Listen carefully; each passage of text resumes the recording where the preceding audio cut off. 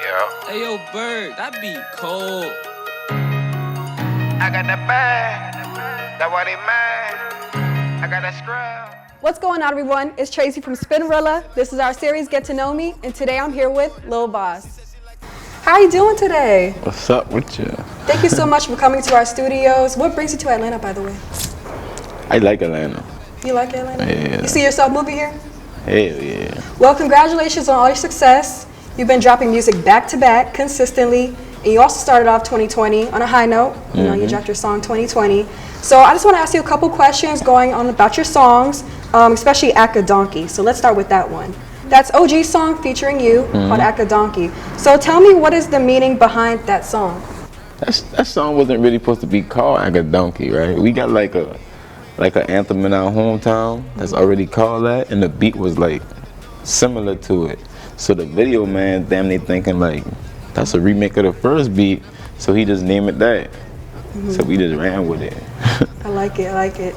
So rapping over production pretty fast, that seems like that's your niche. Where'd you get that from? I just got the hang of it and they couldn't stop doing it, really. You think it's the beats that's causing that, or is that just how you always wanted to rap? See, I got a thing of trying to switch it up, like, it just come out fast. And even better, how did you develop your musical style? Keep rapping. That's the only way you're gonna really like perfect your craft, like, keep rapping. When did you know you had something good going on too? 2015, my city started fucking with me hard, like, yeah, the city behind me, then you got along. Well, because that's OG's song featuring you, how did that collaboration come about? I mean, we used to be like everyday partners. He been rapping, I've been rapping, so. Used to be though. Yeah. So we're probably not gonna get a collaboration again, right? We don't know what the future holds. That's a good answer. We don't know what the future holds. So is collaborating with artists from Charleston, South Carolina, which is your hometown, is that something that's a priority to you? Not really. Cause I ain't come from a big city like we known for this person or that person, so everybody is trying to take off.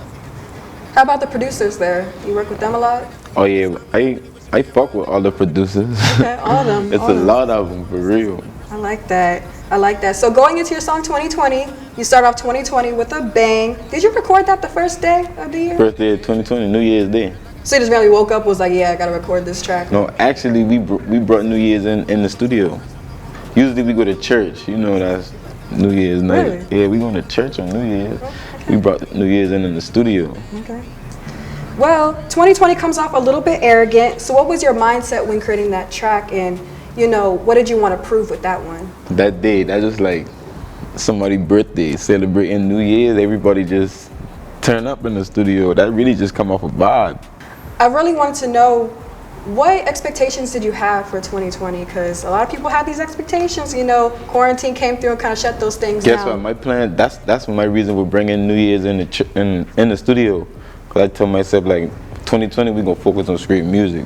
We gonna get serious, like the business side of it. In 2021? No, 2021 we out of here. Like, Out of here, I like that. I'm about to take off. That why the fuck you mad? Don't worry about me, better get some money with your little hitting ass. I'm quick to take a nigga. So your song 2020, you kind of went crazy on that one. Was that directed to anybody, or was just getting your energy out there? Energy. All off the head.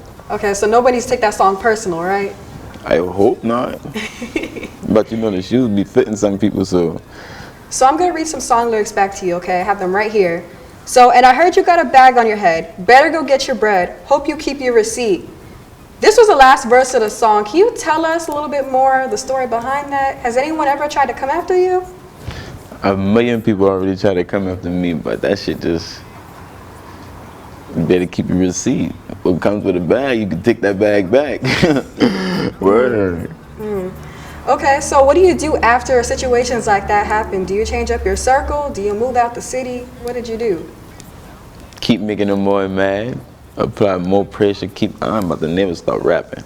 None of that shit can make me stop rapping. So No Smoke is another one of my favorites. By the way, why don't people want No Smoke with Lil Boss? They just don't want no problem with me, man. Like, I know I don't go out looking for trouble and shit, but when that shit come, I'm gonna take it to the next level. Going back to watching that music video, how did things change since then? Because that was a full year ago.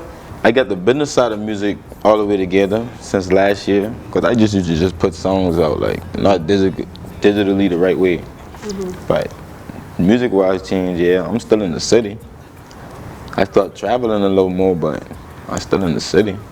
When did you know people really started to fuck with you and your music, what you had going on? Like 2015, I went crazy with shows, like had like 80-something shows that year. From 2015 to 2020, I've been killing them with the shows. What do you think they seeing with you that they would just want to get behind it and get behind the movement? Everybody got their little team and shit, like, you know, they got their little campaign behind them, but I don't think nobody got their campaign how we got our shit. So like people won't be a part of that. I want to rap some more lyrics to you right here. So, most hated nigga in my city, and you rap that proudly. Do you enjoy and welcome that hate that you get in your city? Honestly. I like it. Cause like, nobody not gonna talk about you. You just was a lame ass nigga walking down the street and nothing. Nobody wouldn't give a fuck about you. Yeah. So if everybody hates you, and somebody gotta love you. So now we're gonna go into our game, Never Have I Ever, that I like to play to really get to know artists and, you know, really break that ice. Are you ready? Yeah. All right, let's get into it. Never have you ever quit a job on the first day there? I quit a job on the first day. Never have you ever taken somebody else's girl out of spite? Can I put 2 fingers up for that? I already did that a couple times. Couple? A lot of times. And what does this do for you? It don't really do nothing for me. It just end up happening because, like, damn, I want to see what's going on with him. So that's how that shit end up happening. I don't just go out there looking for people, girls. No, hell no. When do you know a girl's feeling you, by the way? When you know she's down for it? Now it's hard for me to tell the difference. I used to know, like, before like a little bit of fame come in, I used to know the difference. But now, I don't know when a girl want to be just in the mix of the fame or she just fuck with me. So I just be cautious, like. Never have you ever had beef with another rapper in Charleston, South Carolina? No, never. We not rap beef. That's not a thing in South Carolina. Never have you ever stolen somebody else's flow and called it your own? Hell no. I don't even think nobody can sound like me. I got my own flow. That's what makes me so different. Like, hell no. I don't know how to do that. Yeah, your cadence is very fast. You sure you didn't take that from anybody? No. Not even a signed artist? No, I don't even think nobody can take that from me. You can't do it how I do it. Never have you ever been shot?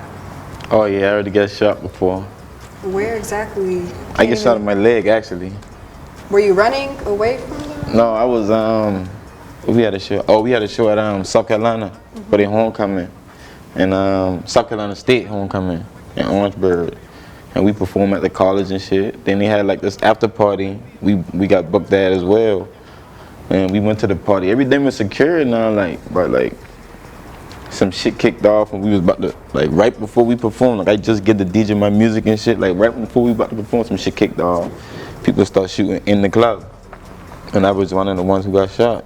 One of the ones, so there's multiple people that night. Oh yeah, like 8 people, 9 people get shot that night. Were you as known as you now than back Yeah, then? this shit was just like last year, October 18th. Okay, and what did that do to you after that happened?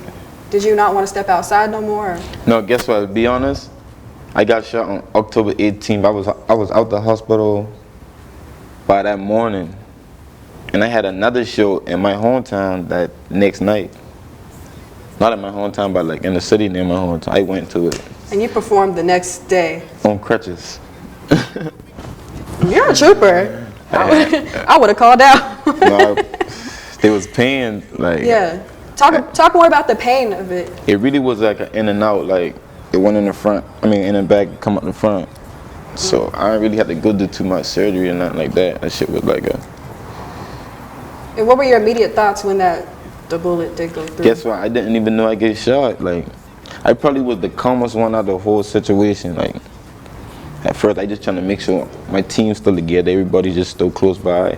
People like, "Why you bleeding?" Like, you get shot. I still didn't really feel it till I get like to the hospital. When I pull up to, cause I drive myself to the hospital now, but when I pull up to the hospital, that's when my leg like give out on me and shit. I be getting out the car. It gave out on you. Yeah. There's some people out there that actually be proud that they got shot. It's like a trophy to them. That shit is nothing to brag about, cause the pain afterwards is hurt. Yeah. I regret going to the show the next night, cause it been like cold a little bit. That shit been fucking up my leg. Like right now to this day when it rains or get real cold, like my nerves be fucking with me. So how many fingers you got up now?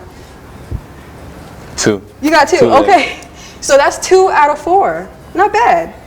50-50. I'm a grown man. You can smell the weed smoke in my shirt, 'cause that shit potent. You don't gotta. So your video was out. Tell us about the experience. That's like one of my first videos I would say like professionally shot. Like I use a more like upper scale photographer. HD. Who shot it? Well, I know him by HD, but I think that's the Wizard. And what was the experience like? So you had your friends come out? Oh It's yeah, like the other I brought the gang all the way from the north. I brought them in Atlanta. We shot it up here in Atlanta. Really? I noticed in a lot of your videos you always have people around you. Is that your thing? Just hyping you up? Guess what? That should be like daily life. Like if we hanging and we just be like, let's shoot a video today, we gonna shoot that shit right now. Everybody's still right here. Alright. I like that. But that's probably your favorite video, right? I don't have a favorite video. Like I like all my content and shit. Like, I know it won't. That gonna be one of the ones at the top. Yeah. So you just dropping every song with a video? There's no project coming out or anything? I just focus on singles right now. I got enough unreleased to drop a project, but like I just focus on singles right now. Put the singles out the right way. Cause now I got them. Now I getting like my music on all digital platforms. I didn't do that before. He's blogging too. You're blogging your whole experience. You got to. Is it fun for you? Yeah. Yeah. So how many episodes have you done so far? I wouldn't really say as much as episodes. It's really just like unreleased content. But I always got the camera rolling. Can't forget 223. Hey, I put all my trust inside this 23. What made you want to do the vlogging? I mean, like I got like a real professional manager. He on top of everything. That's really because my day-to-day lifestyle, me personally, I wouldn't put on camera.